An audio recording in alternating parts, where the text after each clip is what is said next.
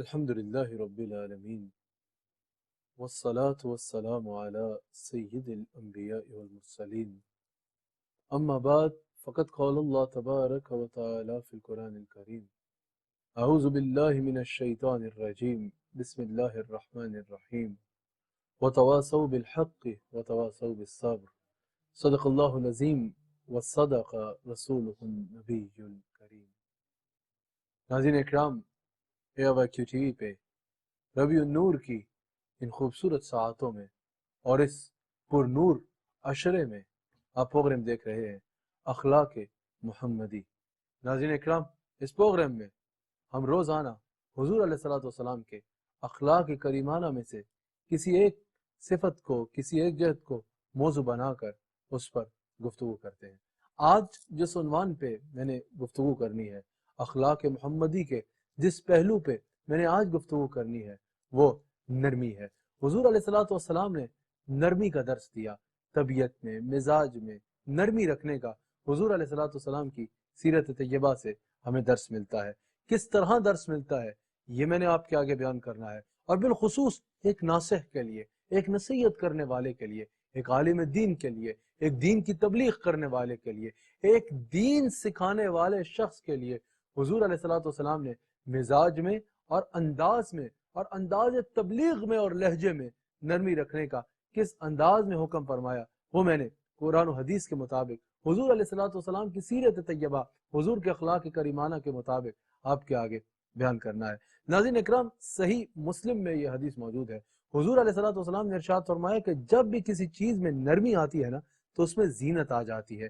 یعنی اگر کسی کے مزاج میں، کسی کی طبیعت میں، کسی انسان میں نرمی آتی ہے تو اللہ اور اس کے رسول کی بارگاہ میں وہ زینت والا ہو جاتا ہے، یعنی خوبصورتی والا ہو جاتا ہے. اور حضور فرماتے ہیں کہ جس چیز سے نرمی چھن جاتی ہے، جس سے نرمی چھن جاتی ہے وہ عیبدار ہو جاتا ہے. یعنی جس چیز سے بھی یا جس انسان کے مزاج سے، جس انسان سے نرمی چھین لی جائے، جس انسان میں نرمی ختم ہو جائے، سختی آ جائے، اللہ اور اس کے رسول کی بارگاہ میں بھی وہ عیب والا ہو جاتا ہے، وہ عیب دار ہو جاتا ہے. تو اگر زینت چاہتے ہو کہ اللہ کی بارگاہ میں بھی صاحب زینت ہو، رسول اللہ صلی اللہ علیہ وآلہ وسلم کی بارگاہ میں بھی صاحب زینت ہو، اور اللہ کے بندوں کی نظر میں بھی صاحب زینت ہو، خوبصورتی والے ہو، تو اپنے مزاج میں نرمی لے آؤ. کیونکہ اگر نرمی نہ آئی تو اللہ اور اس کے رسول کی بارگاہ میں بھی اور لوگوں کی نظروں میں بھی تم عیبدار ہو جاؤ گے. حضور علیہ السلام ارشاد فرماتے ہیں، بخاری میں موجود ہے، حضور علیہ السلام ارشاد فرماتے ہیں کہ بے شک اللہ تعالیٰ نرم ہے اور ہر معاملے میں نرمی کو پسند فرمانے والا ہے. اللہ تعالیٰ خود بھی نرم ہے اور ہر معاملے میں اس انسان کو پسند فرماتا ہے جو نرمی اختیار کرتا ہے، جس کے مزاج میں، طبیعت میں لوگوں کے ساتھ نرمی سے پیش آتا ہے. اللہ تعالیٰ اس بندے کو بے حد پسند فرماتا ہے. ترمذی میں یہ حدیث موجود ہے. حضور علیہ السلام ارشاد فرماتے ہیں کہ جب اللہ تعالیٰ کسی سے محبت فرماتا ہے تو اللہ تعالیٰ اسے نرمی عطا فرما دیتا ہے. اور حضور نے فرمایا جسے اللہ تعالیٰ نے نرمی کی دولت عطا کر دی، وہ یہ سمجھ جائے کہ اللہ تعالیٰ نے اس کو خیر میں سے بڑا حصہ عطا فرما دیا ہے. یعنی نرمی کا مل جانا خیر میں سے بڑے حصے کا مل جانا ہے. اگر تمہیں نرمی مل گئی، پہلے تو جان لو کہ اللہ نے تم سے محبت کا ارادہ کیا ہے، اور پھر اللہ کا شکر کرو کہ اللہ نے تمہیں خیر میں سے بڑا حصہ دے دیا ہے. ناظرین، ہمیں اپنے مزاج میں، اپنے رویے میں، اپنے کردار میں نرمی لانے کی ضرورت ہے. نرمی سے لوگوں سے پیش آئیں، محبت سے لوگوں سے ملیں، سختی سے بچیں، سخت مزاج سے بچیں، اپنے مزاج میں نرمی لائیں. اللہ تعالیٰ کی رحمتوں کا نزول آپ سب پہ ہوگا. مسند امام احمد بن حنبل میں یہ حدیث موجود ہے. ام المؤمنین بنت صدیق حضرت عائشہ صدیقہ سلام علیہا راویہ ہیں. حضور علیہ السلام نے ارشاد فرمایا کہ نرمی اختیار کرو، کیونکہ اللہ کریم جب کسی اہل خانہ پر رحمتوں کا ارادہ فرماتا ہے تو اللہ تعالیٰ ان پہ نرمی فرما دیتا ہے، اللہ تعالیٰ ان کو نرمی عطا فرما دیتا ہے. حضور نے فرمایا عائشہ، جب بھی اللہ تعالیٰ کسی گھرانے پہ، کسی خاندان پہ رحمتیں نازل فرمانے کا ارادہ فرماتا ہے تو اللہ تعالیٰ انہیں مزاج میں نرمی عطا فرما دیتا ہے. بخاری میں حدیث موجود ہے. حضور علیہ السلام نے فرمایا نرمی پیدا کرو، لوگوں کے لیے مشکلات کا باعث نہ بنو، مشکلات پیدا نہ کرو. لیکن اب یاد رکھیے گا، نصیحت کرنا بھی بہت ضروری ہے، دین کی تبلیغ کرنا بھی بہت ضروری ہے، لوگوں کو دین کی طرف بلانا اور گناہوں سے روکنا بھی بہت ضروری ہے. سورہ آل عمران کی آیت نمبر 104 میں اللہ کریم نے ارشاد فرمایا کہ تم میں سے ایک جماعت ہونی چاہیے جو لوگوں کو حق کی طرف بلائے اور برائی سے روکے، اور بے شک یہی لوگ فلاح پانے والے ہیں۔ حضور علیہ الصلوۃ والسلام نے فرمایا، صحیح مسلم میں موجود ہے، الدین و نصیحہ، دین سارے کا سارا نصیحت ہے۔ اور امام نووی کہتے ہیں کہ اس حدیث میں دین کا سارا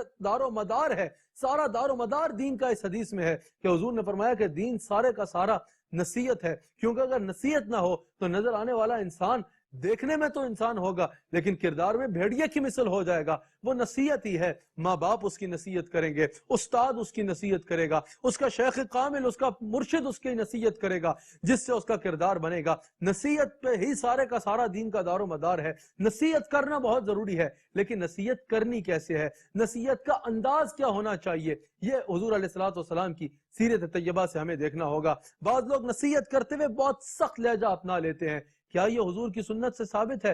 یہ حضور علیہ الصلوۃ والسلام نے نصیحت کا انداز بھی محبت والا نرم انداز رکھا ہے۔ آئیے حضور علیہ الصلوۃ والسلام کی سیرت طیبہ سے اس کو دیکھتے ہیں۔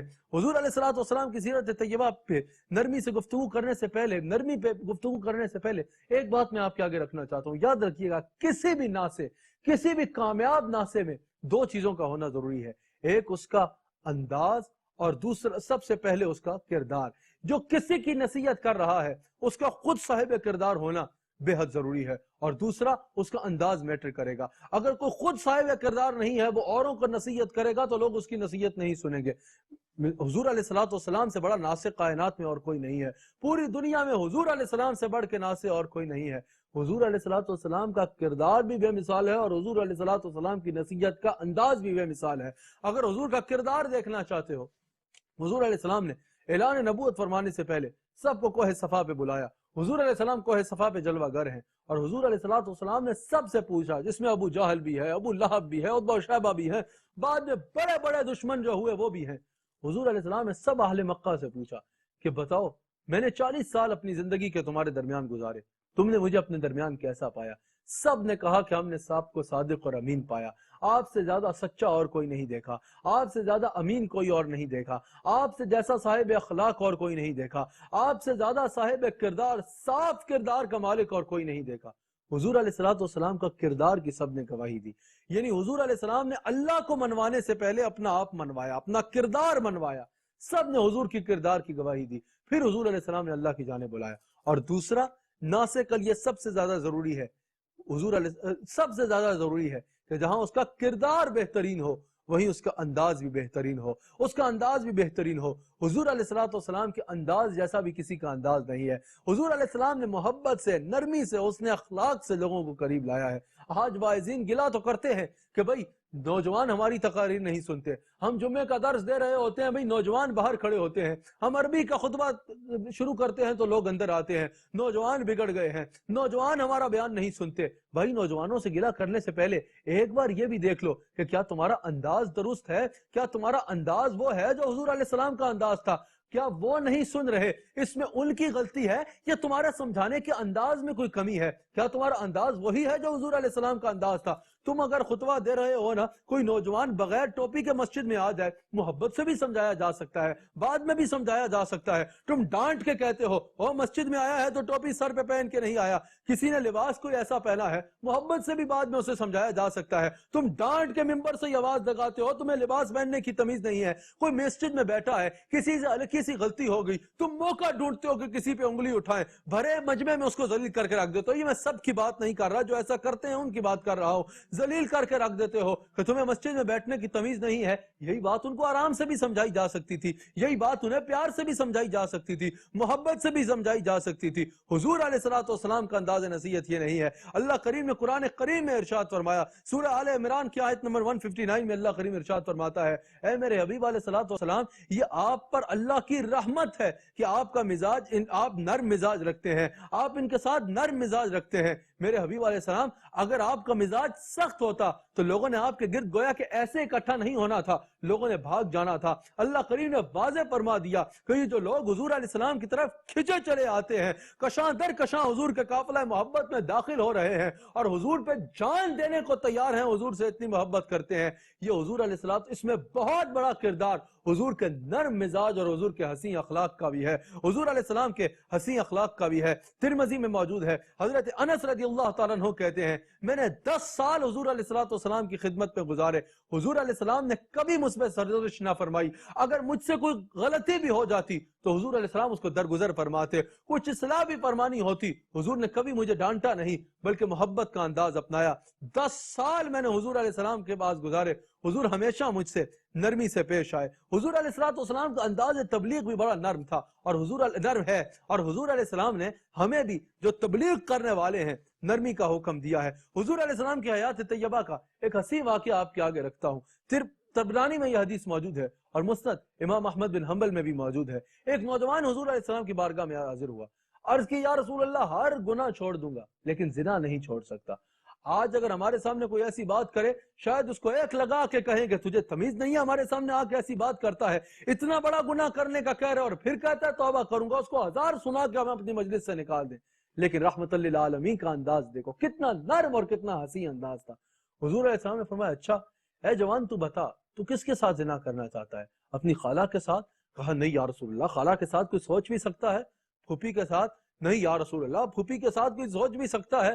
اپنی بہن کے ساتھ زنا کرنا چاہتا ہے؟ نہیں یا رسول اللہ, ایسا سوچ بھی کون سکتا ہے؟ حضور علیہ السلام اپنی بیٹی کے ساتھ زنا کرنا چاہتا ہے؟ حضور نے پوچھا یا رسول اللہ ایسا سوچ بھی کون سکتا ہے؟ گویا کہ حضور نے یہ پوچھا. حضور علیہ السلام نے فرمایا کہ پھر جس سے زنا تو کرنا چاہتا ہے وہ بھی تو کسی کی بیٹی ہوگی, وہ بھی تو کسی کی بہن ہو سکتی ہے, وہ بھی تو کسی کی خالہ اور پھوپھی ہو سکتی ہے. حضور علیہ السلام کے قدموں پہ گرا اور کہا یا رسول اللہ پہلے مجھے اگر سب سے زیادہ کوئی چیز پسند تھی تو زنا تھی, لیکن یا رسول اللہ آپ کے اس خوبصورت تربیت کے انداز کے بعد میں کہتا ہوں یا رسول اللہ اگر آج میں سب سے زیادہ کسی چیز سے نفرت کرتا ہوں تو زنا سے کرتا ہوں. حضور علیہ السلام کی تعلیمات سے ہمیں یہ سبق ملتا ہے کہ گناہ سے نفرت کرنی ہے, گناہگار سے نفرت نہیں کرنی. گناہگار کے ساتھ نرمی سے پیش آ کے اس پہ دین کا حکم واضح کرنا ہے اور اس کو دین کے بارے میں بتانا ہے. حضور علیہ السلام کی دربار اقدس لگا ہوا ہے. ایک شخص سامنے سے حضور کی بارگاہ میں حاضر ہو جاتا ہے اور شراب کے نشے میں ہے.